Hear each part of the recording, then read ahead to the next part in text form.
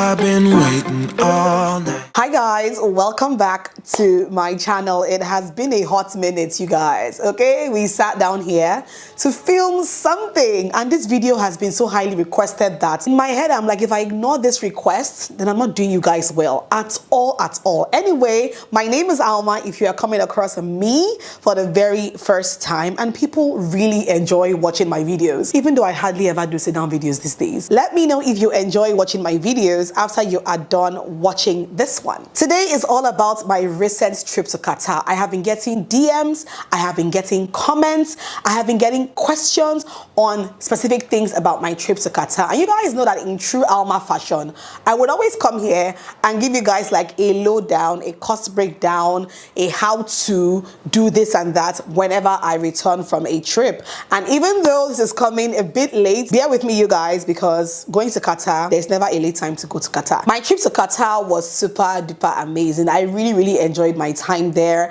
I was there for my birthday. I was there to also spend some time with my husband, and I had a very lovely time in Qatar. And I want you to also have a lovely time in Qatar when you eventually go. So let's get right into everything you need to know about going to Qatar in 2025 as a Nigerian passport holder. All right, so as a Nigerian passport holder, you need a visa to go to Qatar. And in the past, you could actually apply for your Qatar visa via the Hire platform on your own. But I'm not even sure when Qatar put that restriction on Nigerians, because right now you cannot apply for a visa on your own as a Nigerian. If you want to go to Qatar, you cannot use the Hire platform.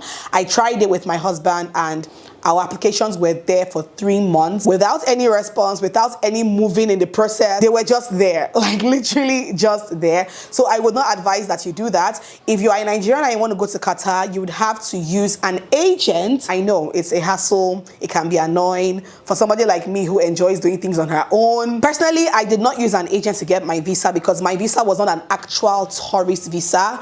I don't want to go into all of those details because that's personal. But if you want to get a normal Qatar tourist visa, you would have to enlist the services of an agent, a travel agent. And I hear it's not so expensive. The only thing is that, see, Nigerian travel agencies can give somebody headache, okay? I don't understand why many travel agencies are doing this. Currently, if you want to get an agency to help you with a Qatar visa, they will insist that you book your hotel through them. I don't understand what that is all about, but normally a Qatar visa is not an expensive one to get. With about 100K or even less, I've heard some agencies actually giving it for less. You can actually get a Qatar tourist visa like this. The only catch is that many of them want you to book your hotel through them to get your visas at that price. Ridiculous, I know. If Qatar did not put that restriction on Nigeria, that we're not able to get our visas ourselves on the Hire platform, your visa normally should be costing you about $27 on the Hire platform. But anyway, there you have it. Until they lift that restriction, that's what you have to do. So go to your tried and trusted travel agency and get yours. All right, the visas are usually single entry visas and valid for about 90 days. All right, so remember that. Next thing would be flights. Very important. There was no way I was going to go to Qatar without trying out Qatar Airways for the very first time. Bear in mind that I reached out to 1 or 2 agencies, and the tickets they were giving me was not making sense. Why would I want to fly Ethiopian Air if I'm going to Qatar when there's Qatar Air? Like, it doesn't make sense to me. Why would I want to fly Egypt Air to Qatar when there's Qatar Air? I get it that Qatar Airways can be expensive, especially when you are going just to Qatar and back. It can be expensive. It's even cheaper if you're doing a multi-city trip. If you're going to Doha, then going to like Zanzibar or somewhere else around, it's cheaper using Qatar Airways, but it's actually expensive using Qatar Airways to Doha and back to Nigeria. It can be expensive. I'm not sure why, but anyway, I knew that there was no way I'll be going to Qatar and I will not use Qatar Airways. It did not make sense to me. So all the Ethiopian Air I was getting, Egypt Air, it had to be Qatar. So my husband went to the Qatar Airways office here in Abuja and bought us tickets, economy class tickets to Qatar. Bear in mind that we flew from Lagos because it was slightly cheaper, not even slightly, it was significantly cheaper flying from Lagos to Doha than flying from Abuja to Doha. So we had to take a flight to Lagos, stay a night in Lagos, and then move to Doha the following day. And the return leg, we also had the same thing as well. But even if we had put in our flights to Lagos and all of that, it still did not equate to the amount we would have spent traveling to Doha from Abuja. Does that make sense? Our return trip from Lagos to Doha on Qatar Airways cost us roughly around 1.8, because we paid in Naira, we didn't pay in dollars, almost 1.9 million. You might want to just round it up to 2 million Naira. Going from Abuja to Doha was like 2.4, 2.5, made no sense. So we were like, you know what, let's go to Lagos. And we got our ticket for like 1.8, just call it 1.9 million per person. And yeah, that was it for flights. So when it comes to hotels, our beautiful hotels in Doha, if you are following me on Instagram, you should have seen the in-depth videos I did on these hotels. Also, if you've watched my Qatar vlogs, you would have seen these hotels as well. And the first hotel I booked was a hotel called Riviera Rayhan by Rotana. This hotel was beautiful, simple, clean, smelled so flipping good.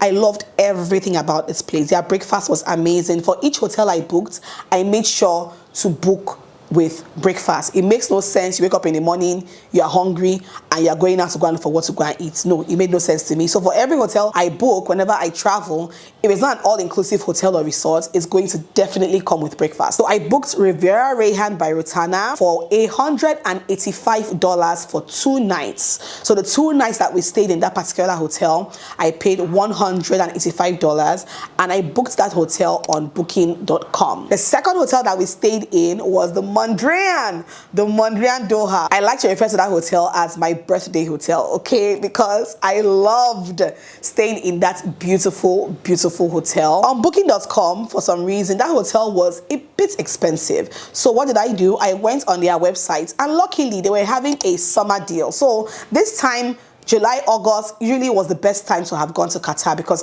many hotels were doing like deals, summer deals and all of that. For this hotel, they were doing a book directly and save 25%. Okay, so book directly on the website and get 25% off. 25% off the entire room, comes with breakfast, and then also 20% off some meals in their restaurants and all of that. That was a great deal. By the time I did the calculation, went on the website, I booked the superior room for Mondrian Doha, went there, picked the room. By the time they applied that discount, I was going to be paying like $420 something for 3 nights, which for the caliber of hotel was a steal to me. Okay, it was a steal to me. Mondrian Doha is one of the best hotels in Doha. Aesthetic, beautiful, artsy, luxurious, everything it was giving. The good thing about that hotel was that I didn't have to pay on the spot for it. All I had to do was to reserve the hotel via the website, confirm my reservation, send me an email, and then I would pay when I get to the property. And that's exactly what I did. They reserved me that lovely room for 3 nights at that particular rate, and I only paid, you know, with my dollar card when I got to the hotel in Qatar at the point of check-in. That hotel was everything and more. Their breakfast was also very, very nice. You guys would have seen the pictures, the videos. That hotel, I want to go back there. Okay, one thing I would always preach is that if you want to do something, do it well. Okay, do it well. Many of you have sent me questions in my DMs about this particular hotel. Many of you have said that you have told agents to book these hotels for you and they are giving you crazy rates. Yes, they will give you crazy rates because they're not giving you deal or discounted rates. Go to the website on your own if you can and book these hotels on your own. I think they are still running those discounts up till now as I speak to you. Maybe I will also leave the link in my description box if you're interested. I just enjoyed myself there and I didn't have to pay as much as I thought I was going to pay. All right. When it comes to food, however, aside breakfast that came with these hotels, every other meal we had outside the hotel except my birthday dinner. Okay, I'll explain. So when we got into Doha, we checked into our first hotel. We went out to actually get food. There's this lovely, lovely restaurant that we found on the road around our first hotel that we fell in love with. Their food was just so amazing, and it was a very, very, very affordable restaurant. I think our first night there that we had dinner, we spent about $25 for both of us to eat a proper meal. The second time we spent about $30 something. They are very, very nice, affordable spots to eat in Doha. They have a lot of fast food franchises, Burger King, KFC, McDonald's, if that's your thing. They have lovely Indian restaurants, you know, Lebanese restaurants, Arab restaurants that you don't have to break the bank to eat at. I even cited Nando's as well. If you're into Nando's, they have like all of these franchises and they don't cost cost an arm and a leg to eat there. So if you don't want to spend money eating in your hotel, you can always drive out and eat something. For us, we're only eating like 2 meals, breakfast in the hotel and then 1 major meal each time we went out. That was how we're doing it, and it was just okay for us. However, my birthday dinner was at Morimoto. Morimoto is one of the 7 restaurants in the Mondrian Doha, which is the hotel I stayed at. That hotel has 7 restaurants. 7, and I only ate at, I would say, 2. The Mondrian Bistro for breakfast every morning, and then Morimoto for my birthday dinner. The food there was amazing. It's more like a Japanese restaurant, and the food and drinks that we had on my birthday night was amazing. That was the only meal I can say that we really splurged, because our meal for the 2 of us, drinks and everything, cost about $100 and something. Again, the discounts I got on the hotel also applied to my birthday dinner, so it was not even as expensive as it should have been, because I got 20% off based off of my hotel booking. Do you guys understand? Yes. Now for transportation in Doha, to be very honest, all our movement in Doha was Uber. My Uber app. Uber works fantastically well in Doha. Every single place I was moving to, from hotel to this place, from this place to that place, from this place back to hotel, was Uber. It is very affordable to move around with Uber in Doha. Really, really, really, really affordable. I loved that. The only thing I would say is that our initial airport transfer from the Doha airport to our first hotel when we landed in Doha, that one I booked it on booking.com. It cost me roughly around $15, but I wanted to have a vehicle waiting for us at the airport because, I mean, new country, I didn't want to take chances. So that was the only time I booked like a vehicle on booking.com. Otherwise, every other time, even going back to the airport to catch our flight back to Lagos, was Uber. Okay, very easy. And the Ubers are like everywhere, like they're always like seconds away from you, because Doha is such a touristy city that this summer there were tourists everywhere. Like an Uber is literally like, you're booking your Uber right now, your Uber is like right there, yeah, like it's coming, that kind of thing. So there are Ubers everywhere. I loved that so much. Now, in regards to tours and places to go, I never really booked a tour guide for anything, because to be honest, Doha wasn't one of those cities that you actually needed a tour guide to move around. You didn't. Instagram and TikTok had made it so easy for me to know where I wanted to go already before I even got to Doha. I had a list of places to go to. I didn't need a tour guide to take me to any of these places in Doha. I asked my husband if he wanted to do things like, you know, a Doha sunset cruise, desert safari, and he was like, nah, he doesn't really care for those.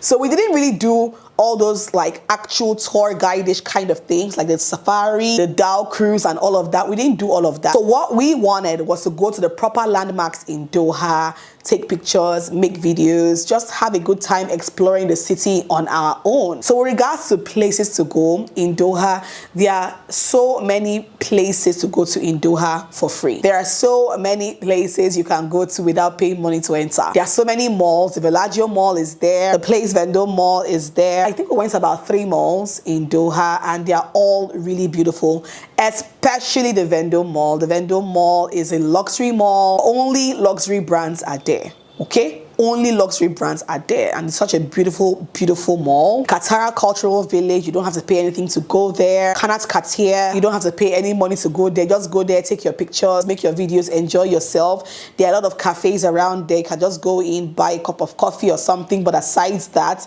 it's free to go there. The Flag Plaza, absolutely free. Go there, locate your country's flag, take pictures. It's free to go there. The National Museum of Qatar, that one, the day we went there, they were not open. We just went there for the architecture, took pictures, made videos outside, which, to be honest, for me is the main thing about going to that museum, is the architecture. So by the time I got there, I could go there, take pictures, make videos.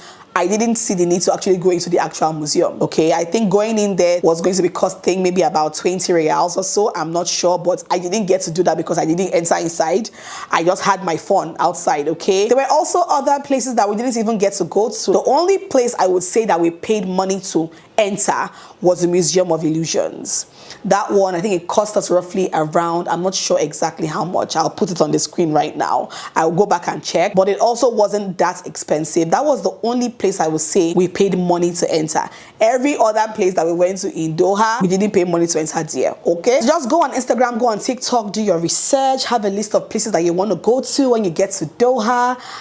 Restaurants, you can check them out, go with your money, go there, eat, come out. I think also I would say Villagio Mall, obviously you don't pay to enter, but we did the famous gondola ride and that cost us roughly, is it 10 reals per person? Very cheap. So those things, yeah, many things in Doha are either very affordable to do or free, all right, to do. Except you want to go on like proper tours, proper cruises, and then you pay money for tours and all that. But if you're going out on your own, just doing your thing, going around, just pay for your Uber and be going. And then last but not least, I would say souvenirs. To be very honest, did I really buy souvenirs in Qatar? Aside the fridge magnet, I don't think I bought any other souvenir in Qatar. I bought a fridge magnet at the Souq Waqif. I think my husband also bought me an abaya at the Souq Waqif. We bought a couple of perfumes also at the Souq Waqif. So yes, you can actually control how much you spend on things to buy in Qatar, because I feel like Qatar is not really like a buy destination, except you want to do like luxury shopping and all of that, then you are good to go. But if you just want to just pick a few things to show that you went to Qatar, a fridge magnet here, a perfume here, yeah, you're good, all right? You don't have to spend so much money on that. So yes, I would leave a cost breakdown right here of everything. Maybe, I don't know whether to leave that in dollars now or in naira. Maybe I'll leave it in dollars, just so that this can appeal to a lot more people. I will leave a cost breakdown right here, just so you have an idea of how much going to Qatar will cost you in 2025.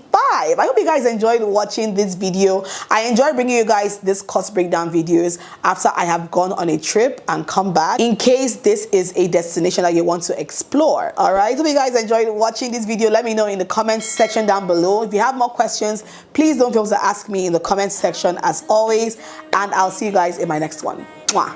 Bye. My head down if I won. Don't you just get tired chasing fame and being